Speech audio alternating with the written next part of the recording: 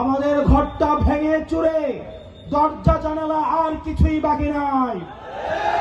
এখানে শুধুমাত্র দারোয়ান পরিবর্তন করে আর চুরি ঠেকানো সম্ভব নয়। আমাদেরকে দারোয়ানও পরিবর্তন করতে হয়েছে, একই সাথে সাথে আমাদের নতুন দরজা জানালাও সেখানে লাগাতে হবে।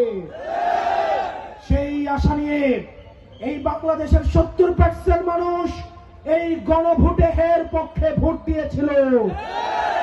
অত্যন্ত পরিতাপের বিষয়, বিএনপি সরকার গঠন করার পরে তারা সিদ্ধান্ত নিয়েছে তারা শুধুমাত্র দারোয়ান পরিবর্তনেই খুশি, তারা দরজা জানালা কিছুরই সংস্কার করবে না।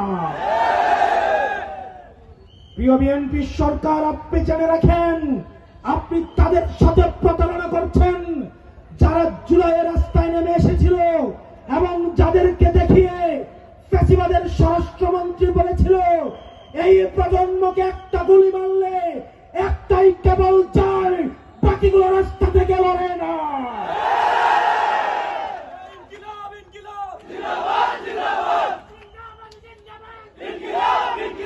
প্রিয় রায়পুরবাসী এবং প্রিয় বিএনপি সরকার, আপনি প্রতিশ্রুতি দিয়েছিলেন শুধুমাত্র দারোয়ান পরিবর্তন, এই পুরো রাষ্ট্র ব্যবস্থার সংস্কার করে এই প্রজন্মকে আপনি একটি নতুন বাংলাদেশ উপহার দিবেন।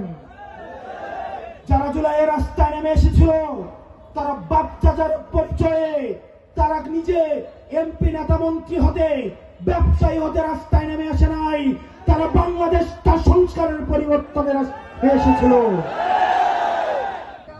আপনি যদি মনে করে থাকেন বাংলাদেশের 70% মানুষের বিপক্ষে গিয়ে আপনি এমন একটা রাষ্ট্র গঠন করবেন যেই রাষ্ট্রকে এই 70% ধারণ করে না, এই রাষ্ট্র আপনি চালাতে পারবেন না।